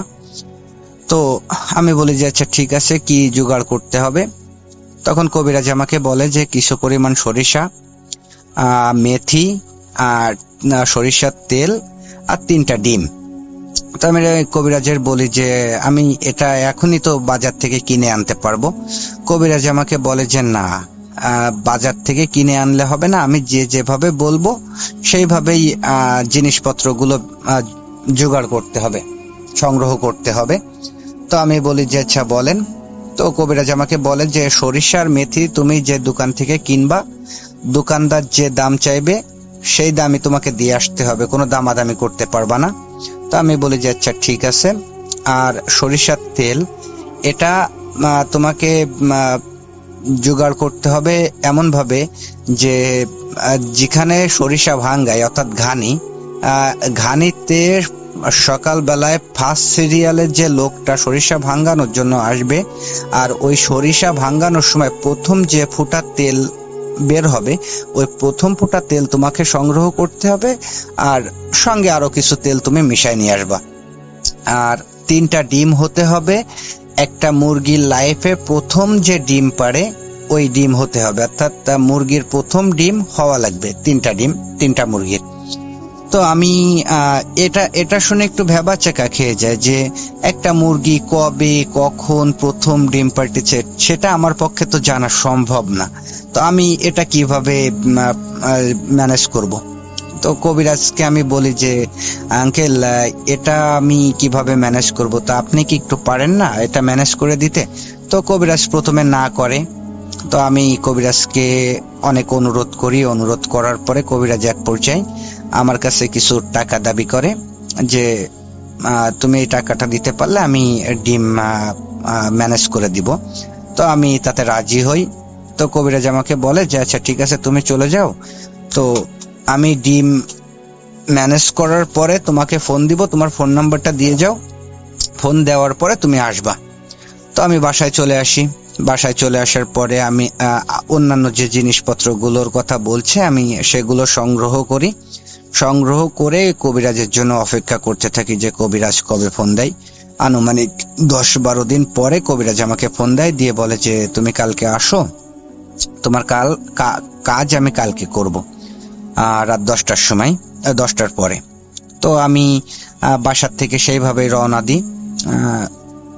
আনুমানিক 9টা 9:30টার সময় কবিরাজের বাসায় যে উপস্থিত হই। কবিরাজ আমাকে বলে যে অন্যান্য জিনিসপত্রগুলো নিয়ে আসছি কিনা। তো আমি বলি যে হ্যাঁ নিয়ে আসছি। তো কবিরাজের হাতে সব বুঝাই দিই। বুঝানোর পরে কবিরাজ আমাকে বলে যে আমি যেদিকে যাব তুমি আমার সঙ্গে সঙ্গে যাবা আর কি। তো কবিরাজ হাঁটতে থাকে, আমি কবিরাজের পিছে হাঁটতে থাকি। আনুমানিক 25 থেকে 30 মিনিট হাঁটার পরে আমরা উপস্থিত হই একটা শ্মশানের কাছে। এখানে বলে রাখি, শ্মশানে যাওয়ার সময় মানে কিছু দূর থেকে কোনো আলো বা কোনো বাড়িঘর বা কোনো আলো আর দেখতে পায় না, অর্থাৎ শ্মশানটা একটা নিরিবিলি জায়গা, আশেপাশে কোনো বাড়িঘর নাই। এখানে শ্মশানটার বর্ণনা দিয়ে দিই। শ্মশানটা একটা ছোট খালের উপরে অবস্থিত। শ্মশানের আশেপাশে প্রচুর পরিমাণে বন জঙ্গল বাগান, আর শ্মশানটা যে আহামরি বড় তাও না, ছোটখাটো একটা শ্মশান। তো শ্মশানে ঢোকার আগে কবিরাজ আমাকে বলে যে তোমার কাছে কি ফোন আছে?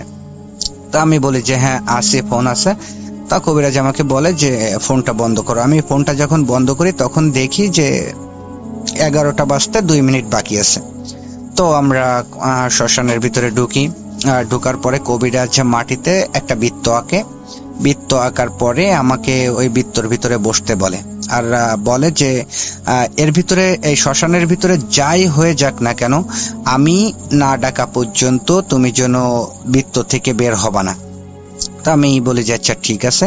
তো আমাকে বৃত্তর ভিতরে বসিয়ে কবিরাজ শ্মশানের যে চিতা আছে যেখানে মানুষ পোড়ায় ওর উপরে ওঠে সকল জিনিসপত্র নিয়ে। তো উঠে কবিরাজ তার আসনে বসে। আসনে বসে রিচুয়াল শুরু করে। তো রিচুয়াল শুরু করার 1-2 মিনিট পর থেকেই আর কি শ্মশানের ভিতরে ঝড় শুরু হয়, প্রচুর পরিমাণে ঝড়। এত ঝড় যে সে মনে হচ্ছিল যে সকল গাছপালা আমাদের গায়ের উপর এসে পড়বে ভেঙে চুরে, সেরকম একটা অবস্থা। কিন্তু কোনো বাতাস শরীরে লাগে না, গায়ে লাগে না। তো মানে খুব বেশি ভয় করতেছিল, যার কারণে আমি চোখ বন্ধ করে ফেলি। যেহেতু বাতাস আমার গায়ে লাগতেছে না, তো আমি চোখ বন্ধ করে ফেললে তো আর কোনো কিছু দেখতে পারবো না। তো যার কারণে আমি চোখ বন্ধ করে ফেলি।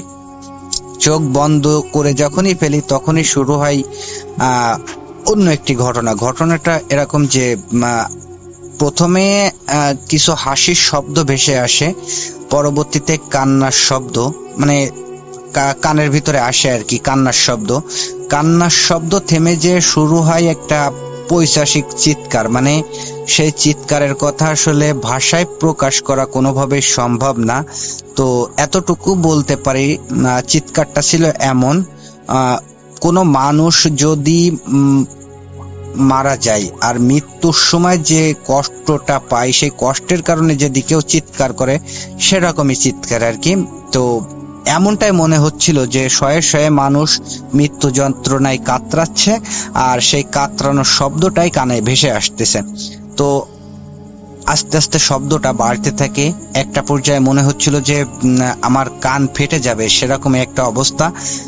কোনো কিছু সহ্য করতে না পেরে আমি কান এঁটে ধরি, কিন্তু শব্দের মতোই হয়ে যায়, কান এঁটে ধরলেও কোনো কাজ হয় না।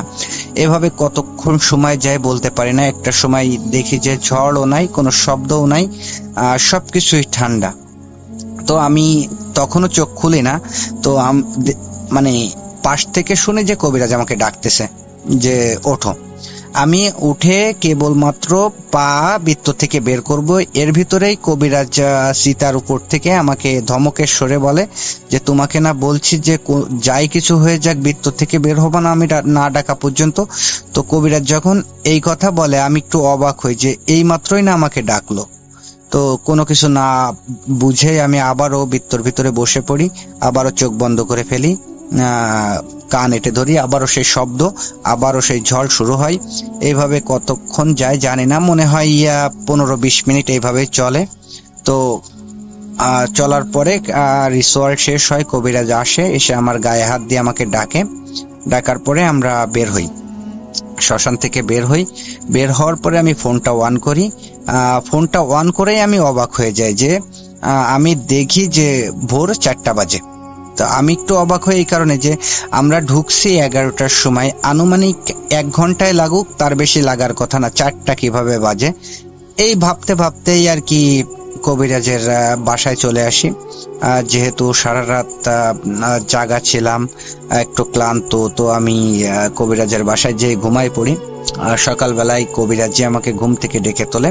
ঘুম থেকে ডেকে তুলে বলে যে এই যে রিচুয়াল করছি, এখন আমি যেভাবে যা করতে বলবো সেভাবে যদি তাই করতে পারো তাহলে তুমি সাকসেস হতে পারবা, যদি না করতে পারো তাহলে আর কোনো কিছু করার নাই, কোনো কিছু হবে না।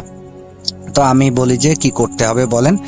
তখন কবিরাজ একে একে সবগুলা জিনিস বের করে, প্রথমে মেথি আর সরিষা বের করে দিয়ে বলে, আর সঙ্গে কিছু পরিমাণ সিঁদুর। তো কবিরাজ আমাকে বলে যে মেথি আর সরিষা একসঙ্গে পোড়াতে হবে, যখন পোড়াবা তখন ওই সিঁদুর আর কি ওর ভিতরে ছিটাই দিতে হবে। আর এই যে সরিষার তেল, এটা মেয়ে শরীরে কোনোভাবে লাগাই দিতে হবে অথবা ছিটাই দিতে হবে। তো আমি বলে যাচ্ছে ঠিক আছে। পরবর্তীতে ডিম বের করে, 3টা ডিমের গায়ে 3 কালারের লেখা, একটা ডিমের গায়ে সাদা কালারের লেখা আরবিতে, আর একটা ডিমের উপরে কালো কালার দিয়ে লেখা, একটা ডিমের উপরে লাল কালার দিয়ে লেখা, সবই আরবিতে লেখা। তো আমাকে বলে যে এই সাদা কালারের লেখা যে ডিমটা, এটা পুঁততে হবে দোসুলাই, অর্থাৎ আমাদের যশোরের ভাষায় মাটির চুলা, এক পাশে তরকারি এক পাশে ভাত, মানে কাঠ ঢুকানো ছিদ্র একটাই, যাকে আমাদের যশোরের ভাষায় দোসুলা বলে, অন্যান্য জায়গায় কি বলে আমি জানি না। তো দোচুলায় পুঁততে হবে। মনে রাখতে হবে যেদিন রাতে তুমি এই ডিমটা পুঁতবা, ওই দিন পরের দিন সকাল বেলায় ওই চুলায় রান্না হওয়া লাগবে। তো আমি বলি যে আচ্ছা ঠিক আছে। আর লাল কালার আর কালো কালারের যে লেখা যে ডিম দুইটা, এটা পুঁততে হবে জোড়া কবরে, অর্থাৎ স্বামী স্ত্রীর কবরে। তো আমি বলি যে আচ্ছা ঠিক আছে। তো কবিরাজ এখানে বলে যে এই ডিম পুঁতা আর সরিষা পোড়ানো এটা একই রাতে করতে হবে, আর মনে রাখতে হবে রাত 12টার পরে 4টার ভিতরে করতে হবে, অর্থাৎ 12টার আগেও করা যাবে না, 4টার পরেও করা যাবে না।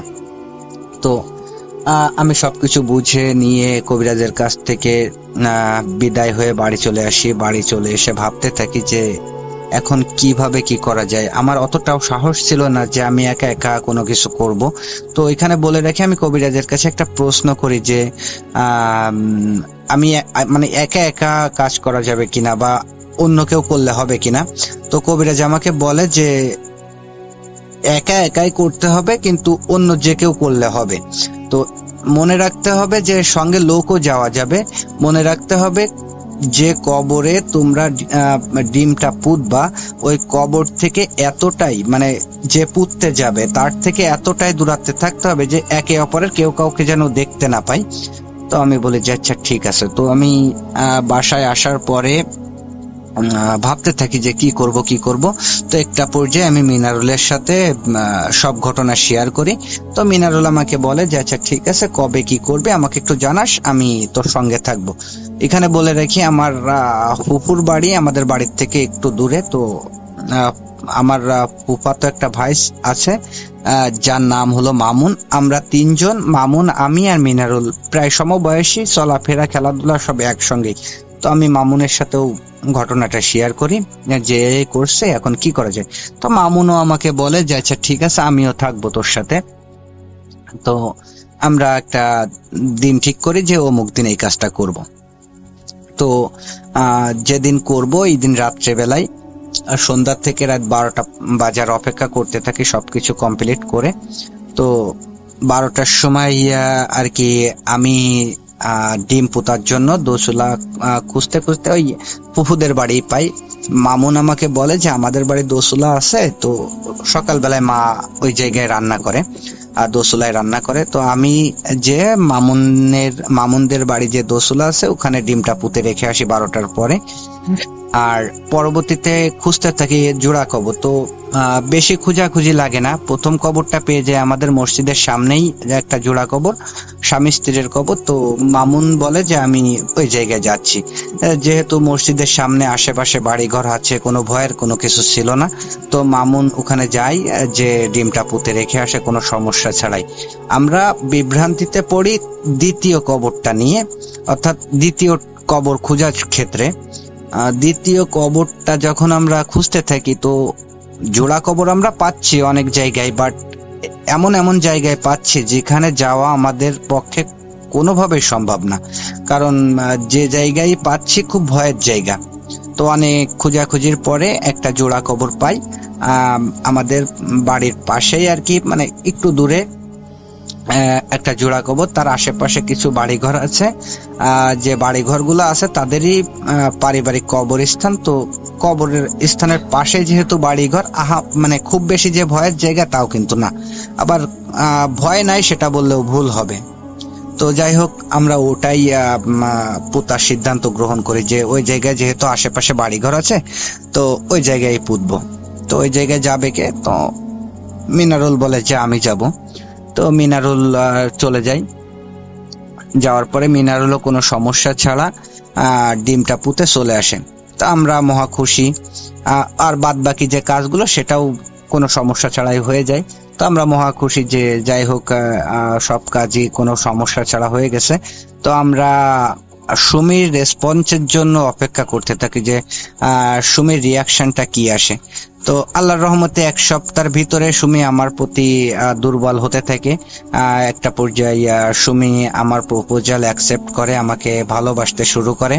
তো খুব সুন্দরভাবে দিনকাল কাটতেছিল, কোনো সমস্যা ছাড়া খুব ভালোভাবে দিনকাল কাটতেছিল। একটা সময় সুমির ফ্যামিলির থেকে সুমিকে বিয়ে দেওয়ার জন্য পাত্র দেখতে থাকে। তো সুমি আমাকে ফোন দিয়ে জানাই যে বিপ্লব, আমার জন্য তো ছেলে দেখতেছে, তো এখন আমি কি করব। তো আমি সুমিকে বলি তাহলে চলো একটা কাজ করি, আমরা বিয়ে করে ফেলি। তো সুমি আমার কথায় রাজি হয়ে যায়।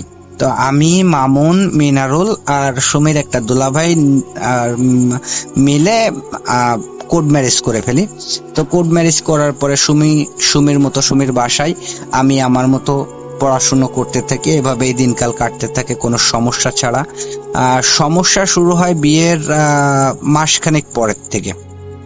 সমস্যাটা হয় হঠাৎ করে একদিন মামুন আমাকে বলে যে ভাই, গতকাল রাতে আমি একটা স্বপ্ন দেখলাম। স্বপ্নের কোনো আগামাতা বুঝলাম না, কেন দেখলাম সেটাও জানি না। তো আমি মামুনকে বলি যে কি স্বপ্ন দেখছিস? তো মামুন আমাকে বলে যে এরকম স্বপ্নে দেখতেছি যে একটা কালো অবয়ব আমার সামনে আসছে। সামনে আসার পরে আমাকে বলতেছে যে তোরা যে কাজটা করছিস আদৌ ভালো কাজ করিসনি, এর জন্য তোদের ফল ভোগ করতে হবে, তোদের মরতে হবে। এ কথা বলে অট্ট হাসি দিয়ে আমার সামনের থেকে চলে যায়, আমার ঘুম ভেঙে যায়। তো আমি মামুনকে বলি যে তুই যে স্বপ্ন দেখছিস এটা হয়তো বা দুঃস্বপ্ন। তো মামুনও আমার কথায় সায় দিয়ে আর কি মেনে নেয় যে হতে পারে। তো ওই দিন বিকাল বেলায় মিনারুলও আমার সাথে একই কথা বলে যে ভাই আমি একটা স্বপ্ন দেখছি, তো কেন দেখছি কি কারণে দেখছি তা জানি না। তো আমি মিনারুলকেও বলি যে কি স্বপ্ন, মিনারুলও আমার সাথে সেম কথাটাই বলে যে এরকম স্বপ্নটা হলো মানে আমি ঘুমানোর পরে আমার সামনে একটা কালো অবয়ব আসছে। কালো অবয়ব আসার পরে সে আমাকে বলতেছে তোরা যে কাজটা করছিস আদৌ ভালো কাজ করিসনি, এর ফল তোদের ভোগ করতে হবে, তোদের মরতে হবে। এই বলেই অবয়বটা অট্ট হাসিতে ফেটে পড়ে। যখনই হাসতে থাকে তখনই আমার ঘুম ভেঙে যায়। তো এটা শোনার পরে আর কি আমি একটু ভাবতে থাকি যে কেন হলো মিনারুল আর মামুনের সাথে। তো আমি কোনো কিছু বুঝতে পারতেছিলাম না। তো মিনারুলকেও আমি একই কথা বলি যে তুই দুঃস্বপ্ন দেখছিস।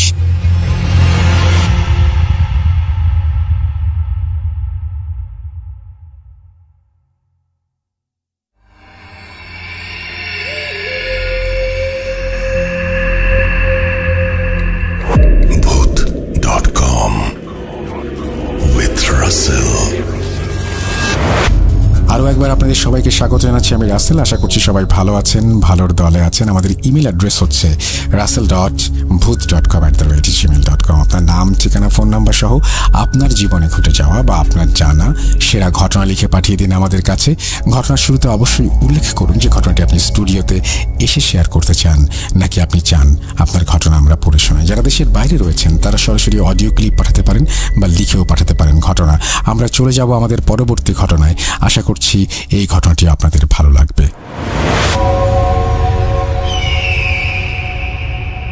হ্যালো, আসসালামু আলাইকুম রাসেল ভাই। আজকে আমি যে ঘটনাটা বলবো সেটা আমার সাথে ঘটা 2007 সালে।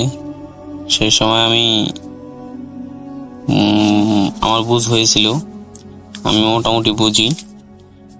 তো আমার এক চাচাতো বোনের বিয়েতে আমরা তার শ্বশুর বাড়িতে গেলাম। যাওয়ার পরে আমার এক চাচাতো ভাইও গেছে, আর এক ফুফাতো ভাইও গেছে। তো আমার ফুফাতো ভাই সে বলে যে যে এদের বাড়িতে আসছি, এদের বাড়ির সামনে একটা লিচু গাছ আছে, অনেক লিচু ধরেছে। সেই সময় কিন্তু অনেক লিচু ধরেছিল গাছটা। তো গাছটা খুবই ছোট ছিল। তো আমি আর আমার ফুফাতো ভাই উঠলাম গাছে। ওঠার পরে আমরা অনেক মজা করি, লিচু খাই। তো হঠাৎ করে আমার চোখ গেল নিচের দিকে চোখ দেখি যে একটা লোক, তার মাথাটা কিছুটা বাঁকানো, তো চোখগুলো কেমন যেন ভয়ঙ্কর লাগছিল। তো আমি দেখে অনেক ভয় পেয়ে গিয়েছিলাম। তো ভয় পেয়ে আমি চিৎকার দিয়েছি। চিৎকার দেওয়ার পরে আমি উপর থেকে নিচে পড়ে গিয়েছিলাম, গাছ ধরে রাখতে পারি নাই। তো এই চিৎকারের পরে মানুষজন আসার পরে বললো যে সে এরকম প্রতিবন্ধী, এরকম টাইপের। তো সে আমি পড়ে যাওয়া দেখে সে একটা হাসি দিল। হাসি দেওয়ার পরে সে চলে গেল। তো আমাকে সবাই দৌড়াদৌড়ি করে বিছানায় শোয়াই দিল। শোয়াই দেওয়ার পরে কিছুক্ষণ বিশ্রাম নেওয়ার পরে আলহামদুলিল্লাহ আমি ঠিক হয়ে গেলাম। তো ঠিক হয়ে যাওয়ার পরে আমাদের এখানে একটা নীতি ছিল কি, মানে যার বাড়িতে যারা যাবে যে নারিকেল গাছ থাকলে ডাব পারবে, নারিকেল পারবে, বেঁকে মজা করবে, খাবে দাবে, এই আর কি। তো আমরা যাওয়ার পরে যথারীতি আমার এক স্বাস্থ্য ভাই গাছে উঠলো। গাছ উঠে যা নারিকেল ছিল, নারিকেল গাছে সব নারিকেল ফেলেছে ডাব। এই পারার পরে আমরা সবাই মজা করে খেলাম, অনেক দুষ্টামি করে। তো তারপরে এরকমই রইলো। তো দেখলাম যে ওই প্রতিবন্ধী ছেলেটা কেমন যেন আমার দিকে শুধু তাকিয়ে থাকে। আমি যেদিকে যাই সেখানে দেখি যে তাকে দেখা যাচ্ছে, লুকিয়ে তাকিয়ে থাকে, বিভিন্ন রকম ভাবে তাকিয়ে থাকে। তো আমার খুব ভয় লাগে। তো আমি একটা পর্যায়ে ভেবেছি, আর আমি খুব ভাইলাকে বেশি চলতাম। তো সেও মনে করেছে যে তোকে ভয় দেখানোর জন্য এরকম করে, তুই ভয় পেয়েছিস সেজন্য তোকে ভয় দেখানোর জন্য এরকম করে। তো যাক, তখন আমি একটু ভয় পাই, তাকে দেখলে একটু ভয় পাই। তো আমরা দুপুরে আজান দিয়েছে, আজান দেওয়ার পরে সবাই গোসল করব। তো আমাদের এখানে আমরা তো ফুসকুনি গোসল করি, তো তাদের বড় ফুসকুনি ছিল, পুকুর ছিল। তো পুকুর থাকার পরে আমরা সবাই মিলে পুকুরে নামি, সবাই খেলাধুলা করি পুকুরের ভিতরে, একজন আরেকজনকে ধরি, ডুবে ডুবে পানির ভিতরে কে কাকে ধরতে পারে। তো হঠাৎ করে আমি দেখলাম যে, আমি ঘটনা বলার আগে আমি পুকুরের বর্ণনাটা দিয়ে দিই। পুকুরের চারপাশে হলো আপনার সুপারি গাছ অ্যান্ড আপনার নারিকেল গাছ, তারপরে চতুর্পাশে 6টা আপনার তাল গাছ আর কিছু তুলা গাছ আছে মাঝে মাঝে। তো আমি হঠাৎ করে ডুব দিয়ে দিয়ে এক কিনারে চলে গেলাম, পুকুরের কিনারে, মানে নারিকেল তাল গাছের কিনারে যাওয়ার পরে আমি হঠাৎ করে চেয়ে দেখি যে ওই প্রতিবন্ধী টাইপের লোকটা তাল গাছের কিনারে লুকিয়ে আছে। লুকিয়ে থাকার পরে আমার দিকে দেখি চায় আর আসে। আমি ভয় পেয়ে গেছি, ভয় পেয়ে আমি উপরে উঠে গেছি। তাৎক্ষণিক আমার জ্বর উঠে গেল। জ্বর ওঠার পরে আমাকে বিকালে নিয়ে আসা হলো। আমরা মাইক্রো করে সবাই চলে আসলাম, এই জ্বর অবস্থায় চলে আসলাম। তো আসার পরে আমার গায়ে খুব জ্বর হওয়ার পর আমাকে বাজার থেকে ওষুধ আনলাম, ওষুধ এনে খেলাম দিলাম। রাত্রে ঘুমিয়ে গিয়েছি সবাই মিলে, আমি আব্বু আম্মুর সাথে সে সময় ঘুমাইতাম, আর আমার এক ছোট ভাই ছিল, সেও সবাই মিলে একসাথে ঘুমাতাম। তো ঘুমানোর পরে আমরা দেখলাম যে রাত্রে প্রায় 2টা থেকে 3টার দিকে ছাগল চিল্লাইতেছে। তো আমাদের এখানে তো গরু ছাগল পালা হয়, আমরা গ্রাম অঞ্চলের মানুষ, গরু ছাগল আমাদের এখানে পালা হয়। তো আমরা ভাবেছিলাম যে কার ঘর থেকে ছাগল ছুটে এসে পড়েছে, রশিদ থেকে মনে ছুটে গেছে, তো মনে হয় কার।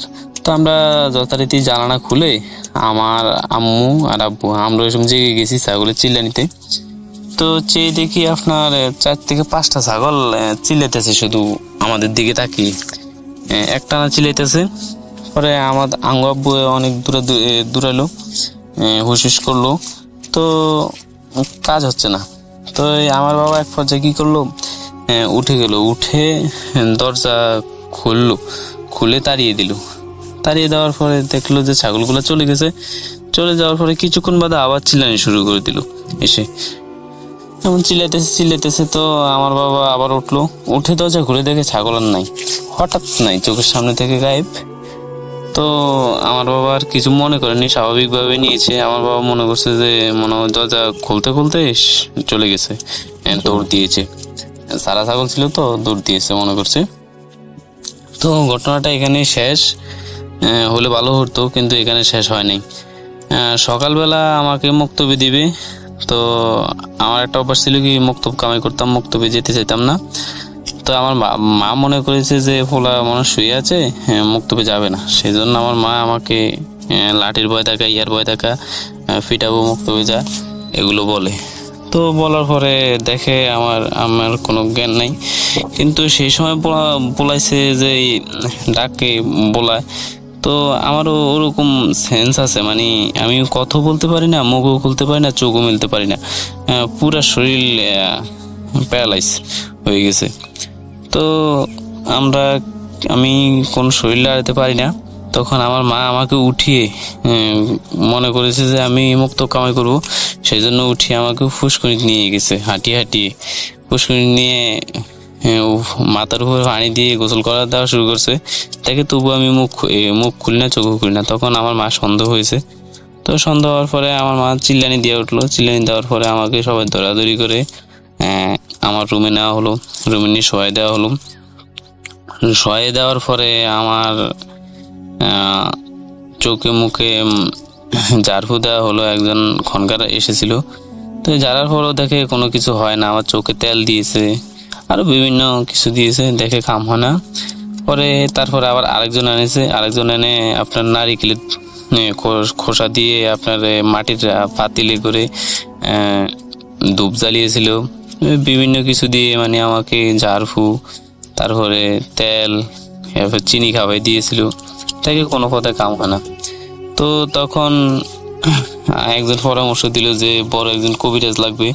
তো তো আমাদের জানা মতে আমাদের বাড়ির পাশে 2 থেকে 3 কিলোমিটার দূরে একটা কবিরাজ আছে, বড় কবিরাজ। তো তাকে খবর দেওয়া হলো। তো খবর দেওয়ার পরে সে আসলো, এসে আমাকে কিছু ঝাড়ফুঁক করলো, ফুটো দিয়ে দিল। দেওয়ার পরে আমি দেখতেছি যে আমার আস্তে আস্তে চোখ মুখ মেলা হচ্ছে। তো তখন কি করলো, আমারে কেউ আঙ্গুল ধরে, কোন আঙ্গুল যেটাকে বলা হয়, এটাকে ধরে কিসের যেন একটা আড্ডি, মানে ছোট ছোট আর কি আড্ডি, কুকুরের যেরকম আড্ডি দেয় এরকম আড্ডি ধরে আমার কোন আঙ্গুলটা চেপে ধরলো। চেপে ধরার সাথে সাথে আমার চোখ মুখ সব খুলে গেল, আর আমি চিৎকার দেওয়া শুরু করে দিলাম। তো কিছুক্ষণ এরকম আধা ঘন্টা চললো। আধা ঘন্টা চলার পরে কিছু তারা রিচুয়াল করলো। রিচুয়াল করার পরে আমি স্বাভাবিক, আমার আর কোনো সমস্যা হয়নি। আমি স্বাভাবিক উঠে গেলাম। উঠে যাওয়ার পরে মানে কবিরাজ বলল যে তার সাথে 5টা জিন ছিল, একটা বড় জিন আর 4টি ছোট জিন। রাত্রে আপনার ছাগলের বেশি এসেছিল, তো তাকে নাকি পছন্দ হয়েছে, তাকে ছেড়ে যেতে চাচ্ছে না। তখন আমার আব্বু বললো যে এখন কি করণীয়। তো সে বললো যে সমস্যা নাই, আপনি 1 টালি দধি দিবেন, মিষ্টি দই। আমাদের এখানে দধি পাওয়া যায়, মিষ্টি দধি। তো আপনি তাকে খাইয়ে দিবেন, মানে আমাকে খাইয়ে দিতে হবে। আর আপনার 6 গাছের কাটা, তারপরে 7 পুকুরের পানি, নদীর ঢেউর পেনা,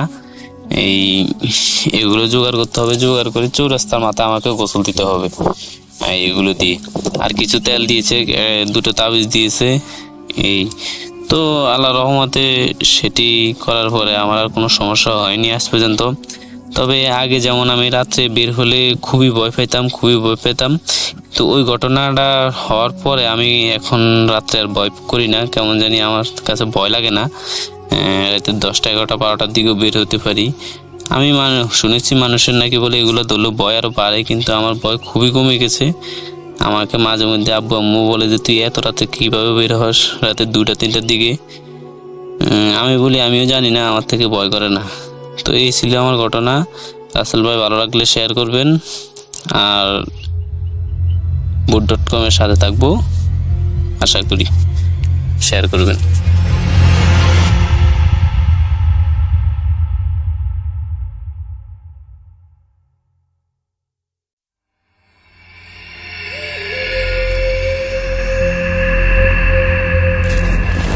boot.com with Russell.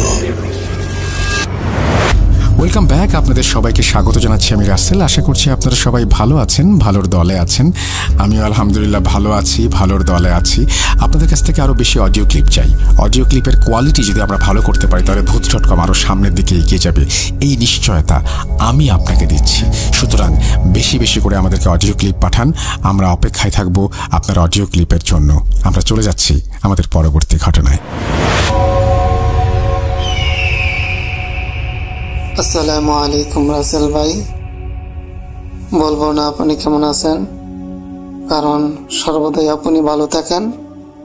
আমার নাম মোহাম্মদ রবিউল ইসলাম, গাজীপুর জেলার গাউরার গ্রাম থেকে আমি ঘটনাটি বলছি। যে ঘটনাটি বলবো সেটি আমার চোখের দেখা ঘটনা। যখন আমি ছোট ছিলাম, ক্লাস 3তে কিংবা 4-এ পড়তাম, আমি ছোটবেলা থেকেই আমি চঞ্চল ছিলাম। বিভিন্ন গাছে ওঠা এবং নদীতে, খাল বিলেতে নৌকা দৌড়ানো এবং বাঁশঝাড় জঙ্গলে বিভিন্ন দিকে ছুটাছুটি করতাম। এবং আমি আমার বন্ধুরা মিলে গুলাই দিয়ে পাখি শিকার করতাম। যত বড় গাছই হোক, ওই গাছে থেকে পাখির বাসা আমাদের নজরে চলে আসলে আমরা ওইখানে চলে যেতাম গাছে উঠে। এবং আমরা পরস্পর একজন প্রতিযোগিতা করতাম কে গাছে তাড়াতাড়ি উঠতে পারে, এবং একজনে প্রতিযোগিতা করতাম কে আগে মোটা গাছে উঠতে পারে। এবং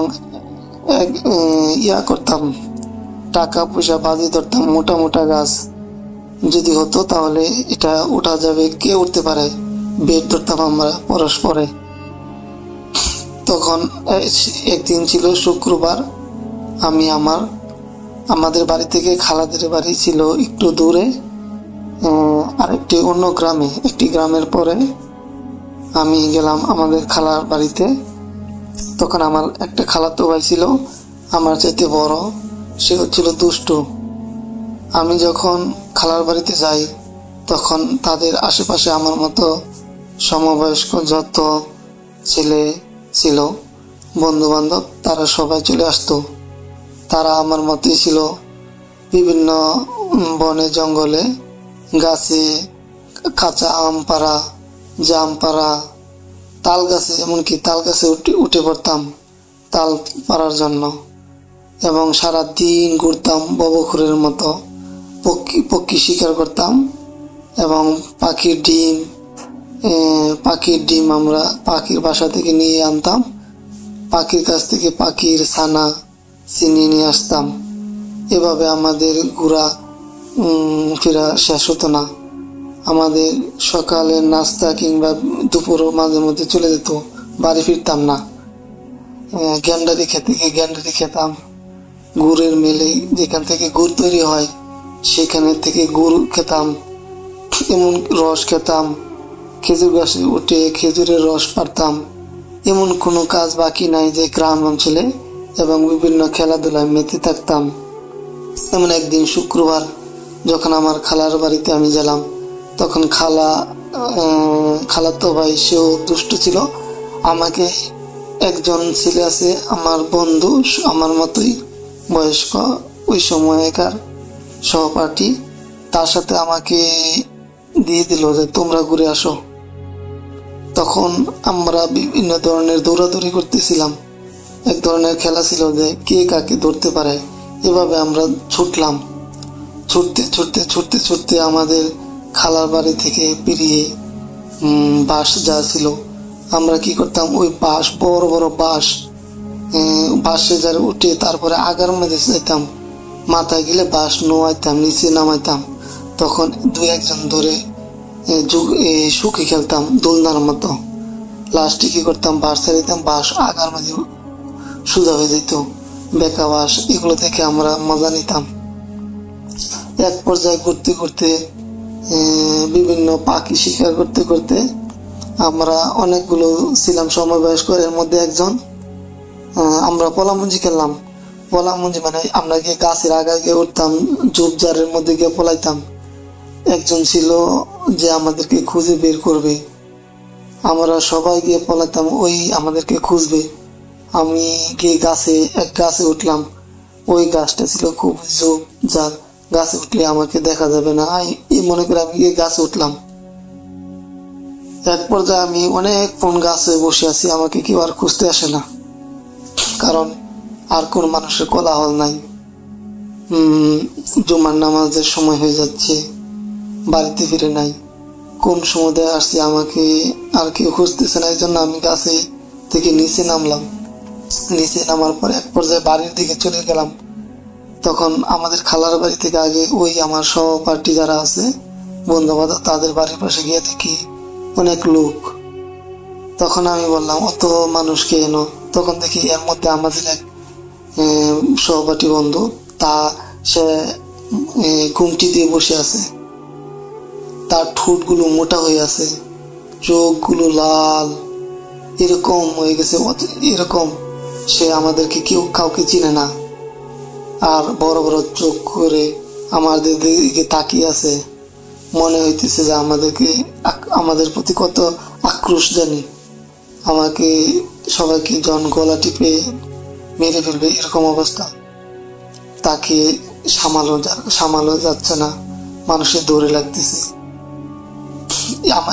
কিছুক্ষণ আগে, মাত্র আধা ঘন্টা আগে আমাদের সাথে সে দৌড়াইতো, খেলতো।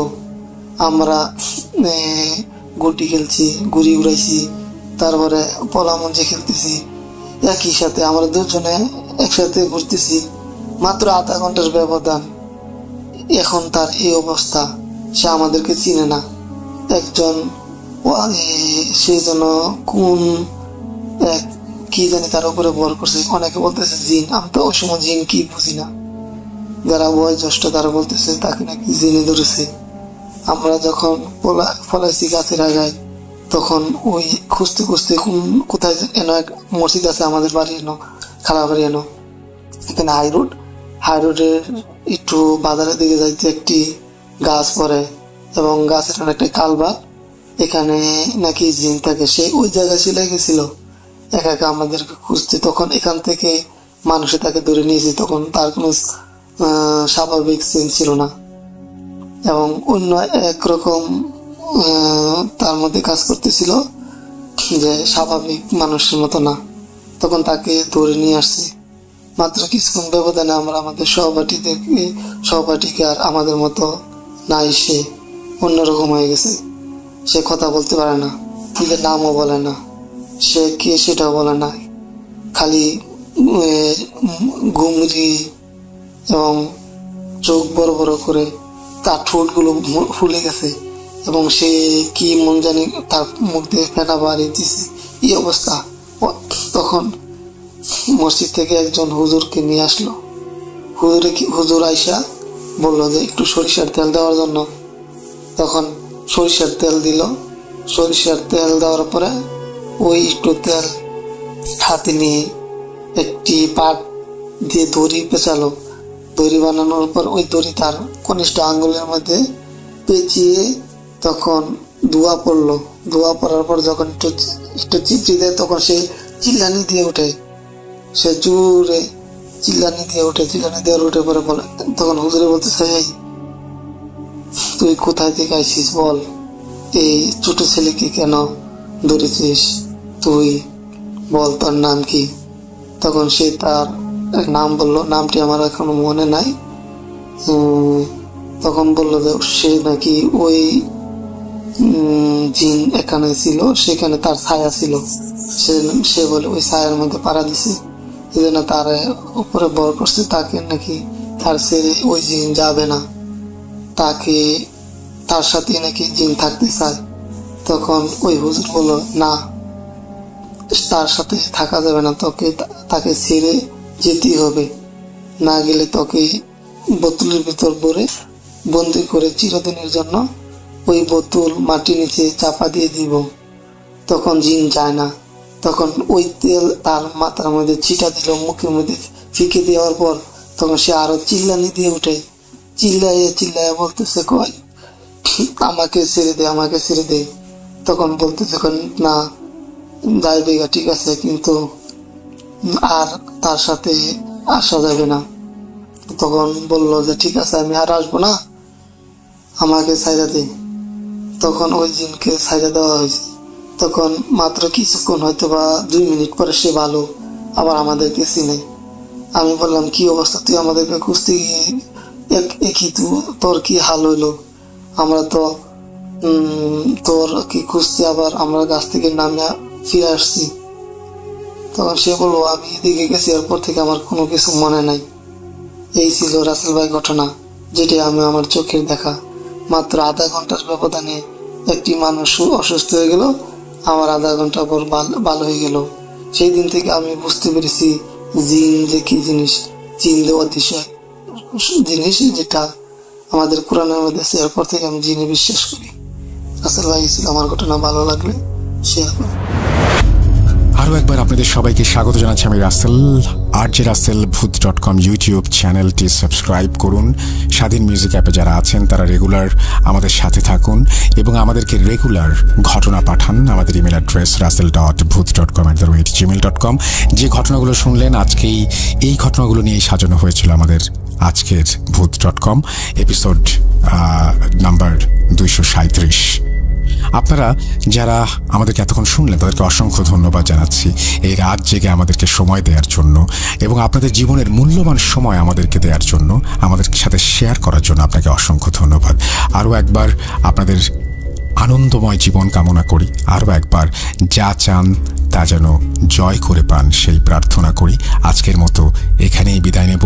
সবাই ভালো থাকুন, সুস্থ থাকুন, মোস্ট ইম্পর্টেন্টলি ভূত.com এর সাথে থাকুন। আল্লাহ হাফেজ।